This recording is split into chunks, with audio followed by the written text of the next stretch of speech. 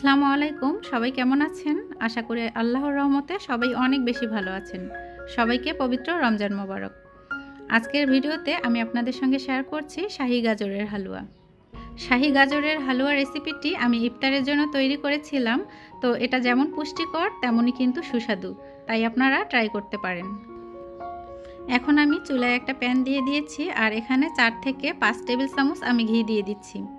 আপনারা চাইলে বাড়িতে বানানো ঘিটা ইউজ করতে পারেন, তাহলে কিন্তু স্বাদ আরও বেশি হবে। তো আমি যে ঘি ইউজ করতেছি সেই ঘিটা কিন্তু অনেক বেশি ভালো ছিল।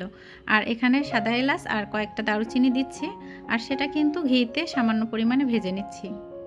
গাজরের হালুয়া তৈরির জন্য আমি এখানে সাদা এলাচের মুখগুলো ফাটিয়ে নিয়েছি। আপনারা চাইলে সাদা এলাচ গুঁড়ো করেও দিতে পারেন।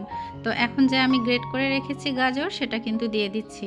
আর এ পর্যায়ে কিন্তু চুলার হিটটা একটু হাই রেখে দিতে হবে, আর এভাবে কিন্তু নেড়েচেড়ে ভেজে নিতে হবে। গাজরগুলো এভাবে যখন হালকাভাবে নেড়েচেড়ে একটু ভেজে নেওয়া হবে, তখন কিন্তু এখানে আমি দুধ অ্যাড করব।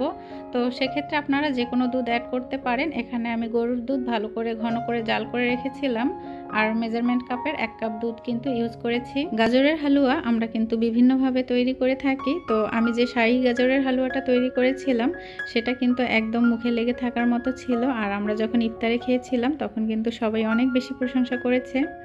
এখন আমি সামান্য পরিমাণে লবণ অ্যাড করে দিচ্ছি। এটা অপশনাল, আপনারা চাইলে দিতে পারেন, আবার স্কিপ করতে পারেন। তো আমার কাছে যে কোনো মিষ্টি জিনিসে একটু সামান্য লবণ দিলে ভালো লাগে খেতে, যার জন্য কিন্তু দিয়েছি। আর এই যে পরিমাণ মতো চিনি দিয়ে দিচ্ছি। তো যারা মিষ্টি বেশি খেতে পছন্দ করেন তারা একটু চিনি বাড়িয়ে দিতে পারেন, আর যারা মিষ্টি খেতে বেশি পছন্দ করেন না তারা একটু কম পরিমাণে চিনি দিলেই হবে। তো এখন আমি কিন্তু সব কিছু মিলিয়ে একদম নেড়েচেড়ে ভালোভাবে গাজরের হালুয়াটা তৈরি করে নিচ্ছি। চিনি অ্যাড করার পর কিন্তু এরকম পানি ছেড়ে দিবে। তো এই পানিটা যখন শুকিয়ে যাবে তখন কিন্তু আমার গাজরের হালুয়াটা পুরোপুরিভাবে রান্না হয়ে যাবে। তো এখন মেজারমেন্ট কাপের 1 কাপ পরিমাণ আমি গুঁড়ো দুধ ইউজ করছি। গুঁড়ো দুধ দেওয়ার পর যখন ঘিয়ে এভাবে ভাজা হয় তখন কিন্তু এটা মাওয়াতে পরিণত হয়। তো খেতে কিন্তু দুর্দান্ত স্বাদ হয়েছিল, আপনারা চাইলে বাসায় ট্রাই করতে পারেন। আর যখন গুঁড়ো দুধটা এভাবে ঘিয়ের উপরে ভাজা হয় তখন কিন্তু এর টেস্টটা দ্বিগুণ হয়ে যায়। এ পর্যায়ে আমি কিন্তু চুলার হিট একদম লোতে রেখে দিয়েছি, আর এভাবে নেড়েচেড়ে হালকা হালকা করে ভেজে নিচ্ছি। আর যে গোটা মশলাগুলো দিয়েছিলাম সেগুলো কিন্তু এখন তুলে ফেলছি, কারণ যখন এটা খাওয়া হবে, খাওয়ার সময় যখন মশলাটা মুখে চলে আসবে তখন কিন্তু ভালো লাগবে না।